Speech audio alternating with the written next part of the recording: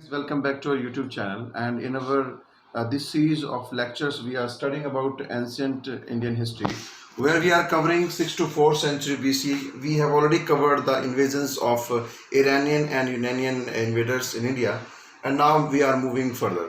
दोस्तों, अब तक के अपने लेक्चर्स में हम लोगों ने ईरान और यूनानी हमलों के बारे में पढ़ा और मगधा एम्पायर में नंदा डायनेस्टी तक के काल के बारे में पढ़ा। अब हम आगे चलते हैं और अब जो हम आगे भारत के इतिहास के प्राचीन भारत के इतिहास का जो फेज कवर करेंगे उसमें 4th सेंचुरी BC से 4th सेंचुरी CE तक का टाइम, यानी चौथी शताब्दी ईसा पूर्व से चौथी शताब्दी ईस्वी तक का जो समय कालखंड है उसको कवर करेंगे, जिसमें हम सिकंदर के बाद हमले के बाद फिर भारत में क्या हुआ। तो देखिए, सिकंदर ने धनानंद की यानी नंदा डायनेस्टी के टाइम पर भारत पर अटैक किया था, जिसमें बैटल ऑफ हाइडास्पीस में उसने पोरस को हराया था। यहाँ तक हम लोग पढ़ चुके हैं। बैटल ऑफ हाइडास्पीस में सिकंदर ने पोरस को हराया। उसके बाद 323 में 33 साल की उम्र में हमने जान लिया था कि उसकी डेथ हो गई।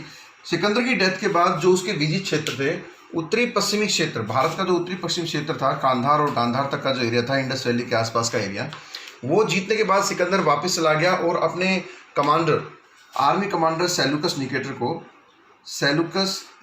को अपने विजित क्षेत्रों को दे करके वो जो है वापस बेबीलोन चला गया, जहां उसकी डेथ हो गई। तो कुछ एरिया तो पोरस को मिल गया था, कुछ सेल्यूकस निकेटर को। अब सेल्यूकस निकेटर जो है 323 में सिकंदर की डेथ के बाद नॉर्थ वेस्टर्न जो इंडियन पार्ट है, यानी कि जो प्रेजेंट डे अफगानिस्तान है और पाकिस्तान का बलूचिस्तान और सिंध तक का जो एरिया है, वहाँ पर सेल्यूकस निकेटर का रूल एस्टेब्लिश हो चुका है।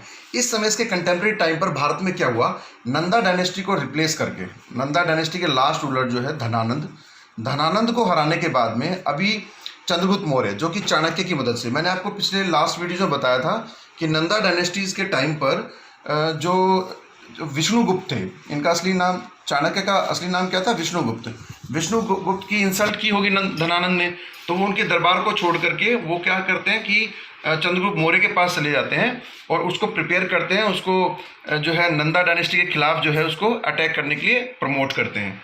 तो इस तरह से चंद्रगुप्त मौर्य ने विष्णुगुप्त या फिर कहिए कि कौटिल्य की सहायता से नंदा डायनेस्टी को डिफीट किया और यहाँ पर मौर्यन डायनेस्टी की एस्टेब्लिशमेंट की। तो नई डायनेस्टी इमर्ज हो जाती है, नंदा डायनेस्टी। तो चलिए, नंदा डायनेस्टी के बाद मौर्यन डायनेस्टी। सेल्यूकस निकेटर के रूलिंग टाइम के टाइम पर इनके कंटेम्प्रेरी रूलर सब कौन आ गए, अब आ गई मौर्यन डायनेस्टी। अब मौर्यन डायनेस्टी के टाइम पर सबसे पहला जो संस्थापक था मौर्यन डायनेस्टी का, चंद्रगुप्त मौर्य। तो दोस्तों, आज की वीडियो में हम लोग कवर करेंगे चंद्रगुप्त मौर्य के बारे में। पूरा लेक्चर हम आज इसी में फोकस करेंगे।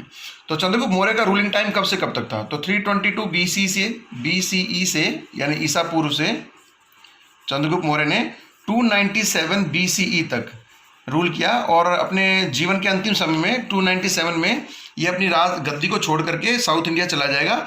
चूँकि चंद्रगुप्त मौर्य जो था वो जैनिज्म को फॉलो करता था और जैन धर्म का स्वर्णबेन गोला में, जब मैंने आपको बताया था कि 300 BC में, लास्ट वीडियो में हमने बताया, आज ही बता दूंगा इसके बारे में थोड़ा सा, 300 ईसा पूर्व में जब 12 साल का मगध में अकाल पड़ा था, तो जैन धर्म के भद्रबाहु वो अपने शिष्यों के साथ साउथ इंडिया चले गए थे और वहाँ स्वर्णबेल गोला में जाकर के उन्होंने अपना एक अलग सेक्ट का जो बनाया, जिसको हम दिगंबर बोलते हैं।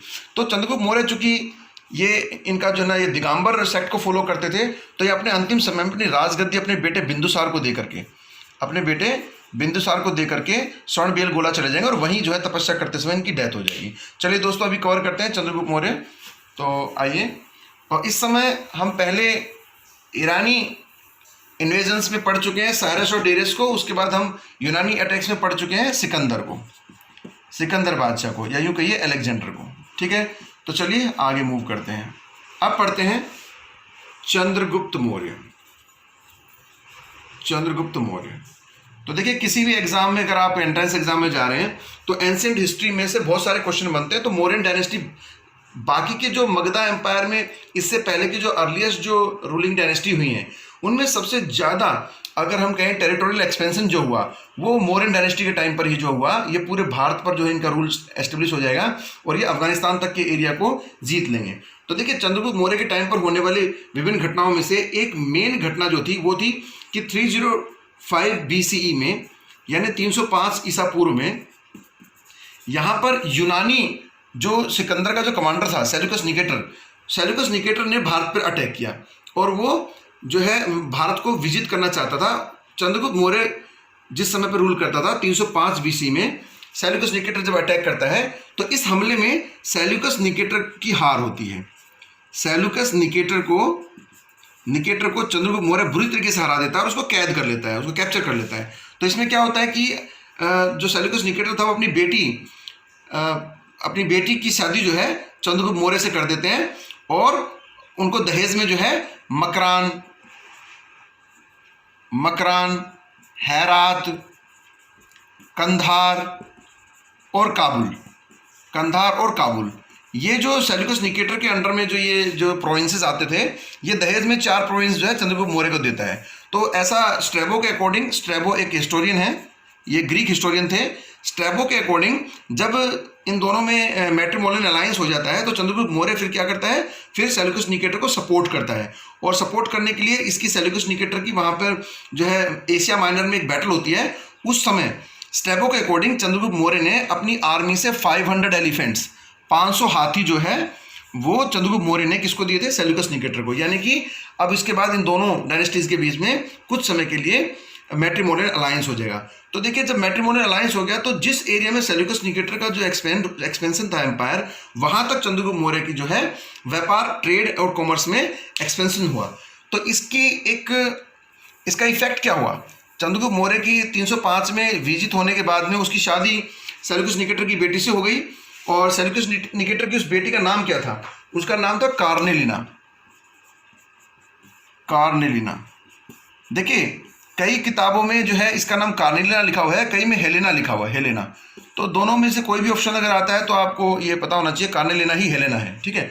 तो इससे इसकी शादी होने के बाद में अब क्या हुआ कि भारत का जो व्यापार था, जो पहले अफगानिस्तान तक फैला हुआ था या ईरान के टाइम पे ईरान यानी कि पर्शिया तक फैला हुआ था, अब चूंकि चंद्रगुप्त मौर्य ने सेल्यूकस निकेटर को हरा दिया तो इनका जो पूरा रूल था बेबीलोनियन एम्पायर का, वो आगे जो है रोमन एम्पायर तक इनकी बाउंड्रीज जो है टच करती थी। तो मैंने बताया था ना यूफ्रेटिस रिवर को क्रॉस करके इन्होंने आगे तक भी कुछ क्षेत्र जीत लिया था।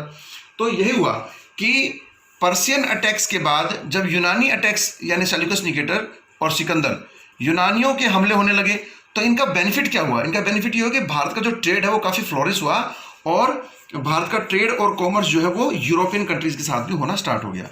अब इसका एक अच्छा बेनिफिट तो ये हुआ कि ट्रेड में जो है, ट्रेड और कॉमर्स में डेवलपमेंट हुआ। इसका एक और बेनिफिट क्या है कि जो हमारे हिस्टोरियंस हैं, ग्रीक हिस्टोरियंस जो हैं, जो सिकंदर की जो डायनेस्टी है हम उसको ग्रीक डायनेस्टी बोलते हैं ना, कई बार ग्रीक एम्पायर बोलते हैं। तो ग्रीक्स के साथ में हमारा ट्रेड बढ़ा और ग्रीक के साथ में ट्रेड बढ़ने के कारण यूरोपियन कंट्रीज आगे जाकर रोमन एम्पायर के साथ में भी हमारा रोमन एम्पायर, तो सबसे बड़ी 3 एम्पायर में तो रोमन एम्पायर भी यूरोपियन पूरे एरिया पे रूल करती थी। तो इसका फायदा ये होगा कि अब 4th सेंचुरी BCE से 4th सेंचुरी CE के बीच में क्या होगा कि भारत का जो भू रास्ते हैं यानी लैंड रूट्स हैं वो काफ़ी एक्सपेंड हो जाएंगे और हमारा ट्रेड जो है वो यूरोपियन कंट्रीज तक फैल जाएगा, रोमन एम्पायर तक फैल जाएगा। इसके सबूत हमें कैसे मिलते हैं, देखिए रोमन एम्पायर के जो मैंने बताया ना स्ट्रैबो, ये जो स्ट्रैबो है, स्ट्रैबो था, एक प्लूटो था, प्लूटो, एक प्लीनी था, प्लीनी। ये जो मैंने नाम लिखे ना ये हिस्टोरियंस हैं और जोग्राफर्स हैं, कहाँ के, रोमन एम्पायर के। तो स्ट्रैबो, प्लेटो और प्लीनी, इन्होंने चंद्रगुप्त मौर्य की डायनेस्टी के बारे में, क्योंकि हमारे लिंक्स वहाँ पे हो चुके हैं तो इनकी बुक्स में हमारे चंद्रगुप्त मौर्य डायनेस्टी के बारे में काफ़ी जानकारी प्राप्त होती है। तो वहाँ के एविडेंस हमें प्राप्त होते हैं जिससे हमें उस समय की राजनीति और सामाजिक व्यवस्था के बारे में जानने को मिलता है। तो बहुत सारे सोर्सेज हमें रोमन एम्पायर से प्राप्त हुए हैं, बहुत सारे हमें ग्रीक एम्पायर से प्राप्त हुए हैं। तो ये इनका काफ़ी बेनिफिट मिला हम लोगों को। चलिए, और चंद्रगुप्त मौर्य के टाइम पे क्या इंपॉर्टेंट हो रहा था, अब 1 बाय 1 करके जो इंपॉर्टेंट चीज़ें हैं उसको कवर कर लेते हैं। तो एक तो ये जानना जरूरी है कि चंद्रगुप्त मौर्य की का जो है बर्थ कब हुआ। तो चंद्रगुप्त मौर्य की जो बर्थ हुआ, तो चंद्रगुप्त मौर्य का जो बर्थ हुआ, उसका बर्थ टाइम क्या है? इसका जन्म हुआ था 345 BCE में, ठीक है। तो 345 BC में चंद्रगुप्त मौर्य जो है इनका जन्म हुआ था। इसके अलावा इसके लिए इंपॉर्टेंट चीज ये है कि चंद्रगुप्त मौर्य किसने कहा? तो देखिए, एक विदेशी जो है ना हिस्टोरियन है, उनका नाम है विलियम जोन्स। उनका नाम क्या है? William Jones. अब चंद्रगुप्त मौर्य का नाम, चूंकि प्राचीन जो इतिहास की जो इंस्क्रिप्शंस हैं या जो भी एविडेंस हमें मिले हैं, उसमें जो भाषा है वो जो ब्रह्मी लिपि उस टाइम पे यूज होती थी, ब्रह्मी लिपि जो उस टाइम पे या जो स्क्रिप्ट उस टाइम पे यूज होती थी, उसको डेसिफर करना या उसको पढ़ करके उसका मीनिंग निकालना, ये हिस्टोरियंस ये लोग काम करते हैं आर्कियोलॉजिस्ट की सहायता से, ठीक है। तो ये जो एपिग्राफी है, जो इंस्क्रिप्शंस को पढ़ना या जो कॉइन्स के ऊपर क्या लिखा है उसको पढ़ना, ये काम बहुत ही पर्टिकुलर लोग ही कर पाते हैं। तो विलियम जोन्स ने ही मौर्यन डायनेस्टी के इस पहले राजा का नाम बताया कि उसका नाम था चंद्रगुप्त मौर्य, ठीक है।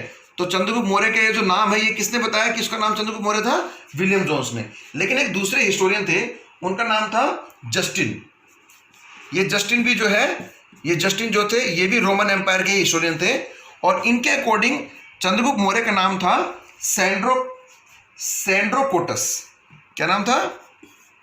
सैंड्रोकोटस। अब देखिए, अब ये दो क्वेश्चन यहां पे बन गए इंपॉर्टेंट। तो अगर कोई पूछता है कि चंद्रगुप्त मौर्य का नाम चंद्रगुप्त ही था, ये किसने बताया? तो विलियम जोन्स ने। और उसका सैंड्रोकोटस नाम किसने बताया? जस्टिन ने बताया। तो ये, और इसका बर्थ कब हुआ? 345 BCE में हुआ। इसके अलावा चंद्रगुप्त मौर्य जो है वो वृषल जाति यानी एक लोअर कास्ट से बिलोंग करता था। ये किसने बताया?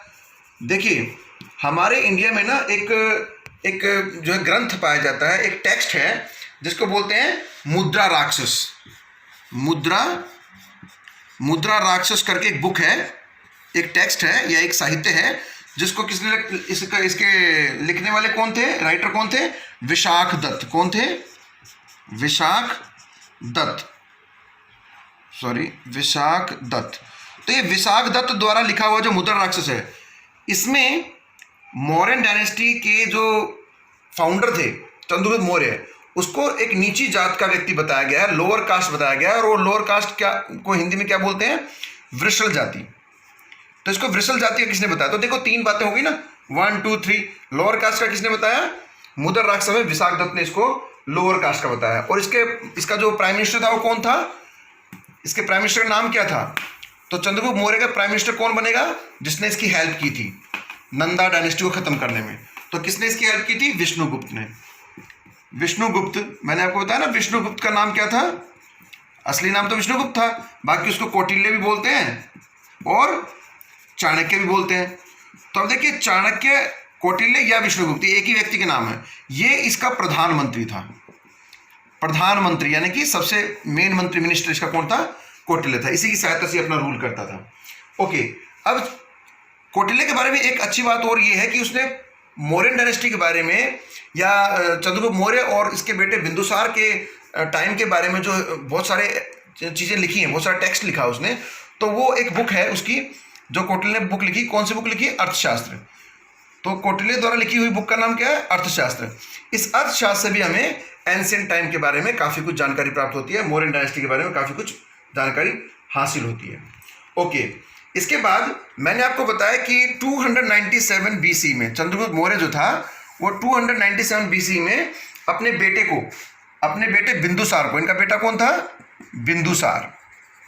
बिंदुसार, इसको अपने बेटे को अपना जो है ना पूरी डायनेस्टी इसको दे करके, पूरा साम्राज्य एम्पायर इसको दे करके, और ये जो है अपना जीवन के अंतिम समय में कहाँ चला गया? कर्नाटका चला गया। कर्नाटका, आज का जो प्रेजेंट डे कर्नाटका है ना, वहाँ पे चला गया। और कर्नाटका में क्या है? तो जब मैंने आपको बताया था, देखो मौर्यन डायनेस्टी और उसमें भी खास करके चंद्रगुप्त मौर्य का जो टाइम पीरियड है वो क्या है? 322 BCE से 297 BC। अब इसी टाइम पे मैंने आपको, जब मैंने जब मैंने जैन धर्म के बारे में बताया था, महावीर जैन के बारे में, तो मैंने बताया था आपको कि 300 BCE में मगध में, जहां पर मौर्यन डायनेस्टी रूल कर रही है, वहां पर एक अकाल पड़ा था। मैंने आपको बताया था ना। तो ये अकाल किसके टाइम पे पड़ा था? ये चंद्रगुप्त मौर्य के टाइम पर ही पड़ा था, ठीक है। तो इसी टाइम पर ये अकाल पड़ा, और इसी टाइम पर क्या हुआ था, जो जैनिज्म है वो दो सेक्ट में डिवाइड हो गया था, श्वेतांबर और दिगंबर। अब देखिए, श्वेतांबर और दिगंबर में ये जब डिवीजन हुआ, ये कब हुआ था? चंद्रगुप्त मौर्य के शासनकाल में हुआ था। और चंद्रगुप्त मौर्य किसका फॉलोअर था? वो दिगंबर सेक्ट का फॉलोअर था। कौन से रिलीजन को मानता था? दिगंबर सेक्ट को। तो दिगंबर के जो गुरु थे, इनके जो गुरु थे, हेड थे, वो कौन थे? फाउंडर कौन थे दिगंबर सेक्ट के? वो थे भद्रबाहु। कौन थे? भद्रबाहु। इस भद्रबाहु ने जो है कल्पसूत्र लिखा है, कल्पसूत्र। देखिए महावीर जैन जो है ना, भगवान महावीर जैन, उनकी बायोग्राफी है कल्पसूत्र, उनके लाइफ के बारे में लिखा हुआ है इसमें। तो कल्पसूत्र की रचना किसने की? भद्रबाहु ने। और भद्रबाहु कौन था? दिगंबर सेक्ट का फाउंडर था। और जो चंद्रगुप्त मौर्य था वो किसका फॉलोअर था? वो भद्रबाहु का फॉलोअर था। तो आप कह सकते हो उसका रिलीजियस गुरु कौन था? भद्रबाहु। तो भद्रबाहु जो था उसी से उसने जो है धर्म की शिक्षा ग्रहण की। और वो इतना ज़्यादा प्रभावित हुआ चंद्रगुप्त मौर्य कि वो अपना राजपाट को छोड़ करके चला गया कहाँ पे? भद्रबाहु के साथ चला गया। कहाँ पे? South India. और साउथ इंडिया में कहाँ पे? श्रवणबेलगोला में। कहाँ पे? श्रवणबेलगोला। श्रवणबेलगोला कहाँ पे है? यहाँ पर महावीर जैन की बहुत बड़ी मूर्ति है यहाँ पे, ठीक है। श्रवणबेलगोला में, कर्नाटका में, आज के वर्तमान के कर्नाटका में है श्रवणबेलगोला। ओके, तो श्रवणबेलगोला में जाकर के उन्होंने जो है ना बिना अन्न जल ग्रहण किए काफी दिनों तक तपस्या की, और इस प्रकार उनको जो है निर्वाण की प्राप्ति हो गई, यानी उनकी वहां पर डेथ हो गई। तो ये तो था मौर्यन डायनेस्टी के फाउंडर चंद्रगुप्त मौर्य के बारे में। तो ये चीजें इंपॉर्टेंट है। अब इसमें अगर थोड़ा सा और अगर बात की जाए तो वो ये है कि चंद्रगुप्त मौर्य के शासनकाल में एक इंपॉर्टेंट चीज ये हुई थी कि 305 में जब 305 में जब इसकी बैटल हुई थी ना, और ये जीत गया था चंद्रगुप्त मौर्य, किसके साथ? सेल्यूकस निकेटर के साथ जब बैटल हुई थी, तो एक तो उसकी बेटी की शादी इससे हो गई थी, ये इंपॉर्टेंट है। और 4 जो स्टेट थे, 4 प्रोविंस जो है इसको दहेज में मिल गए थे। इसके अलावा 500 हाथी इसने उसको दिए, ठीक है ना, स्टेबो ने के अकॉर्डिंग। उसके अलावा क्या इंपॉर्टेंट हुआ था कि जो सेल्यूकस निकेटर था ना, उसने चंद्रगुप्त मौर्य के दरबार में अपना एक राजदूत भेजा, डिप्लोमेट भेजा, राजदूत। तो उसका राजदूत का नाम क्या था? उसके राजदूत का नाम था मेगास्थनीज। देखिए ये व्यक्ति बड़ा इंपॉर्टेंट है, मेगास्थनीज। ये मेगास्थनीज जो है ये चंद्रगुप्त मौर्य के दरबार में भी रहेगा, उसके बाद उसके बेटे बिंदुसार के दरबार में भी रहेगा, ठीक है। और ये व्यक्ति बड़ा इंपॉर्टेंट था, क्यों? क्योंकि इसने जो बुक लिखी ना, इंडिका इसने एक बुक लिखी है, उसमें बहुत इंपॉर्टेंट चीजें जो है मौर्यन एम्पायर के बारे में पता चलता है। जैसे कि इसने अपनी, मैं थोड़ा सा बता देता हूँ, मैगजीन्स की इंडिका में लिखा हुआ है कि जब चंद्रगुप्त मौर्य अपना जो है झरोखा दर्शन देने के लिए या पब्लिक में जब निकलता था तो वो सोने की पालकी में बैठ के निकलता था। और जो ना इसके जो बॉडीगार्ड होते थे वो वुमेन बॉडीगार्ड लेके चलता था ये। और इसके आगे पीछे घोड़ों पर सोने चांदी से सजे हुए रथों पर और हाथियों पर सवार इसके जो कमांडर होते थे या जो इसके जो बॉडीगार्ड्स बाकी लोग इसके साथ में राजदरबारी होते थे, वो सोने और चांदी के सजे हुए रथों पर और घोड़ों पर हाथियों पर सवार होकर के जो है झरोखा दर्शन किए करते थे। इसके अलावा इंडिका में बताया गया है, मैगजीन्स की इस बुक में बताया गया है कि जिस महल में राजा रहता था वो लकड़ी, सोने, चांदी और पत्थरों की बहुत ही सुंदर नक्काशी से बनाया हुआ एक विशाल महल था। जो है इसमें कम से कम भी 570 से भी ज़्यादा जो थे वो पिलर्स वाला ये महल था। और इसमें बहुत सारे रूम्स थे, ठीक है ना, 500 से ज़्यादा रूम थे, पिलर्स पे खड़े रूम्स थे।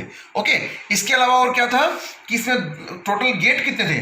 तो इसके 64 जो थे वो थे गेट थे, एंट्रेंस थे। कितने एंट्रेंस थे?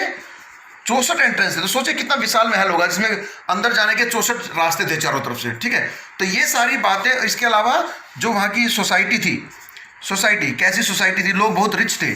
तो अकॉर्डिंग टू इंडिका, मैगजीन्स के द्वारा लिखी हुई किताब, इसमें क्या है कि सोसाइटी काफ़ी डेवलप थी। और चंद्रगुप्त मौर्य के मौर्यन डायनेस्टी का जो ट्रेड एंड कॉमर्स था वो यूरोपियन रोमन एम्पायर तक फैला हुआ था, और ये बहुत ही अमीर राजा था। इसकी आर्मी के बारे में मैगजीन ने लिखा है कि इसकी आर्मी में 80,000 से ज़्यादा जो है ना पैदल चलने वाली सेना थी, पैदल चलने वाली सेना 80,000 से ज़्यादा थी। इसके अलावा 10,000 घोड़े थे इसके पास, घोड़ों पर सवार घुड़सवार जो थे वो कितने थे? घुड़सवार जो थे वो लगभग 10,000 के करीब थे। इसके अलावा 5,000 एलिफेंट थे इसकी आर्मी में। एलिफेंट कितने थे? 5,000 एलिफेंट थे। इसके अलावा 5,000 रथ थे, चैरियट्स जिसमें चलता था। और मौर्यन डायनेस्टी चूंकि जंगलों, यहाँ मगधा जो एम्पायर है वो काफ़ी रिच जो है एरिया है, क्योंकि गंगा यमुना दोआब का एरिया है और सोन रिवर है, गंगा रिवर है, बहुत सारी एलुवियल सोइल यहाँ पे पाई जाती है। तो इतने ज़्यादा फर्टाइल लैंड होने के कारण और काफ़ी अधिकता में जंगल होने के कारण यहाँ पर इनको टिम्बर बड़ी आसानी से मिल जाती थी, लकड़ी बड़ी आसानी से मिल जाती थी, और बहुत सारे दूसरे फॉरेस्ट प्रोडक्ट मिल जाते थे। और मेडिसिन्स काफ़ी डेवलप हुई इनके टाइम पे, रथ बनाने की लकड़ी आराम से मिल जाती थी। यही नहीं, मगधा एम्पायर में सबसे प्राचीन काल में लौह अयस्क जो है, लोहे के जो डिस्कवरी हुई थी वो सबसे पहले इसी एरिया में हुई थी। तो लोहे की डिस्कवरी से इनको हथियार बनाने के लिए क्या मिल गया, मिनरल्स मिल गए, आयरन एक एलिमेंट मिल गया जिससे ये अपने हथियार बना सकते थे।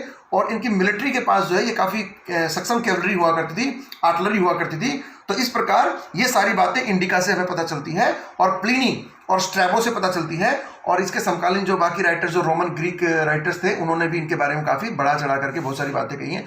तो देखिए दोस्तों, ये तो हमने आज कवर किया चंद्रगुप्त मौर्य के बारे में, ठीक है, जिसमें हमने मैगजीन्स को पढ़ा, इंपॉर्टेंट है, कौन सी बुक लिखी, इंडिका। हमने अर्थशास्त्र के बारे में पढ़ा, किसने लिखा, कोटिल्य ने लिखा।